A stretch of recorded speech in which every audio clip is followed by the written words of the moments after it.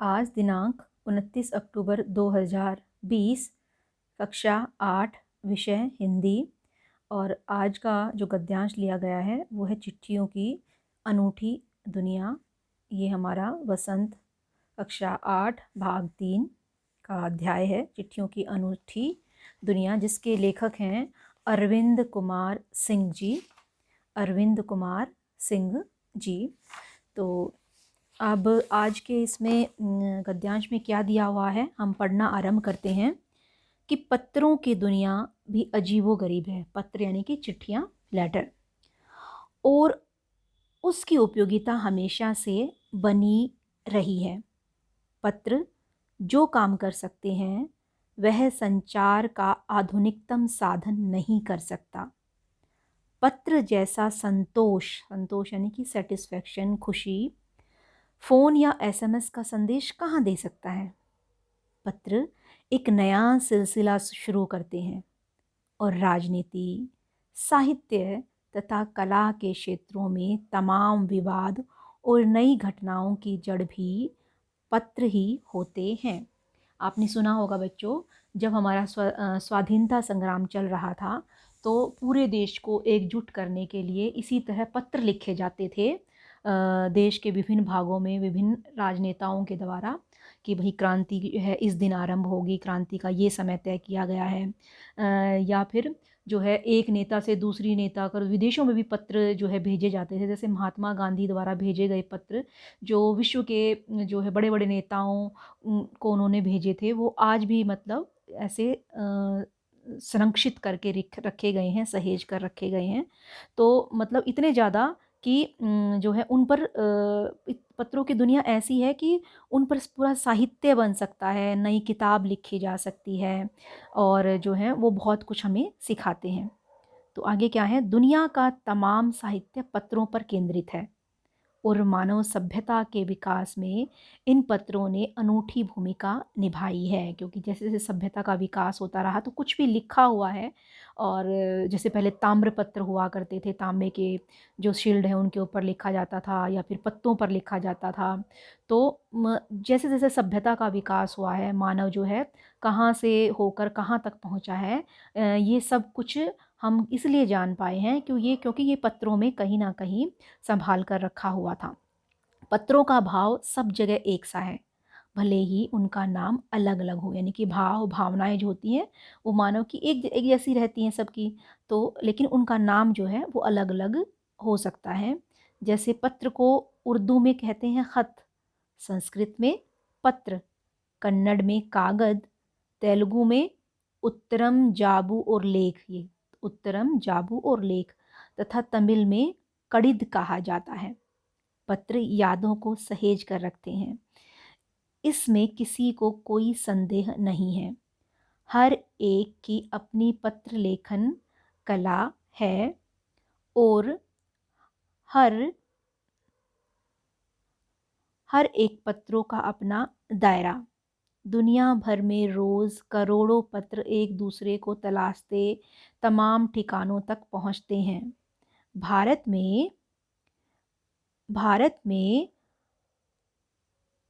ही रोज 4.5 करोड़ चिट्ठियां, देखो 4.5 करोड़ चिट्ठियां डाक में डाली जाती हैं, जो साबित करती हैं कि पत्र कितनी अहमियत रखते हैं।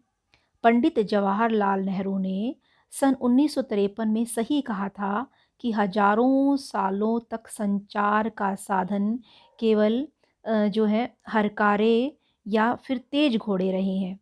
उसके बाद पहिया पहिया आया, पर रेलवे और तार से भारी बदलाव आया, क्योंकि रेल और तार जो है संदेश को बहुत जल्द देश के कोने कोने में पहुंचाने लगे।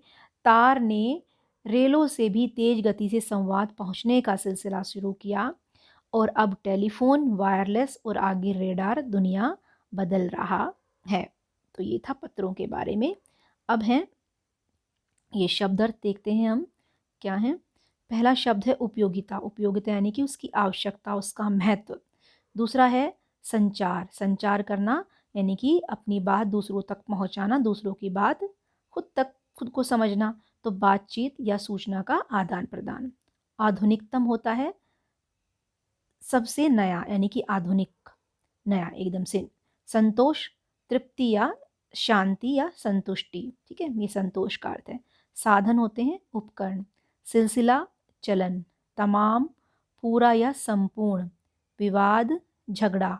केंद्रित, आधारित, सहेज कर रखना, संभाल कर रखना। संदेह, शक।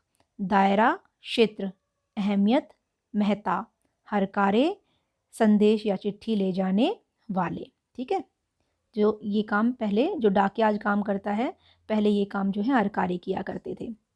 तो अब पहला प्रश्न है कि आपके अनुसार पत्र, फ़ोन और एसएमएस एक दूसरे से अलग कैसे हैं?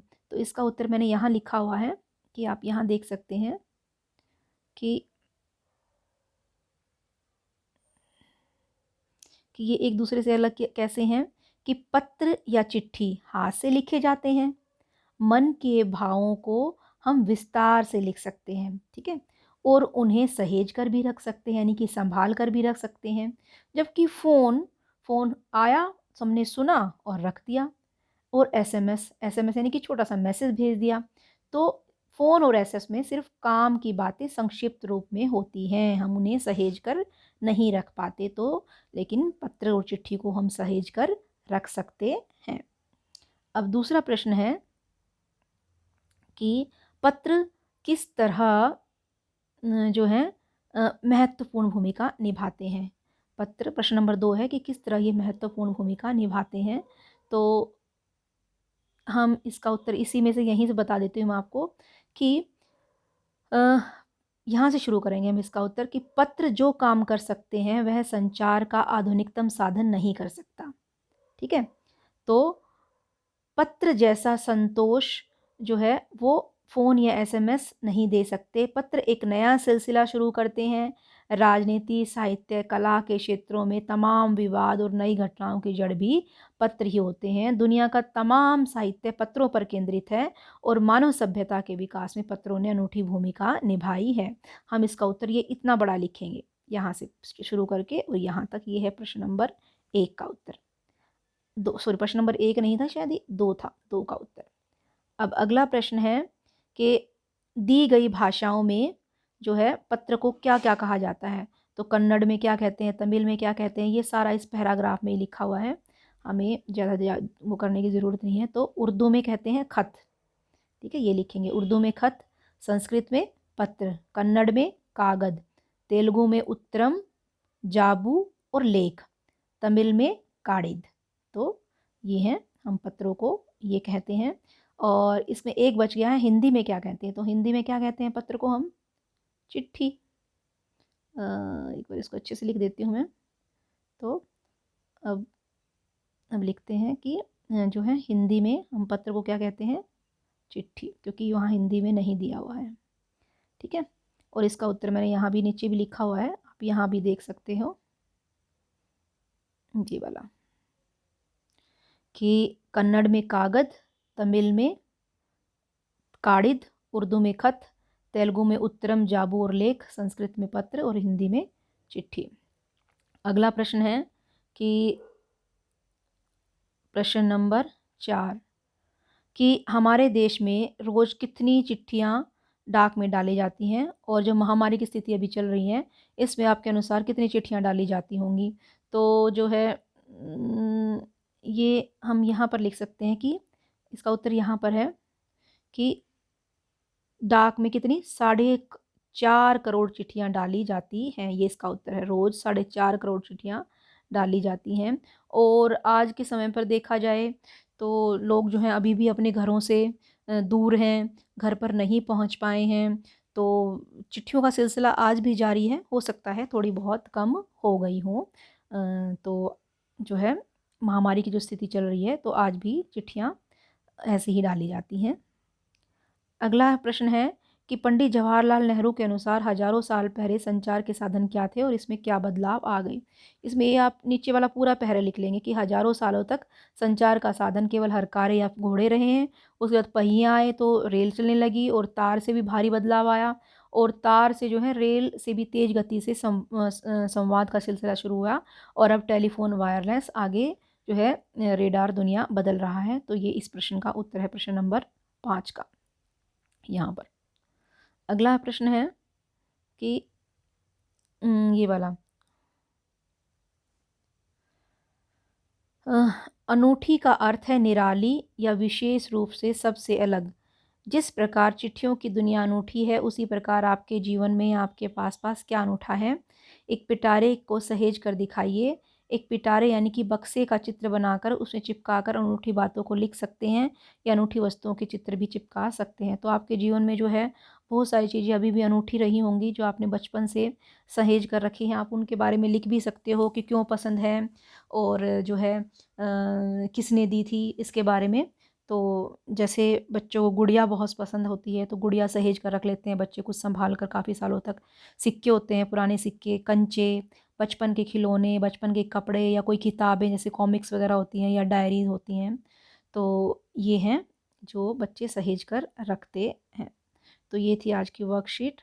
आप एक बार इसको जो है अपनी किताब में से ही पढ़ लीजिएगा, आपको अच्छे से समझ में आ जाएगी। धन्यवाद।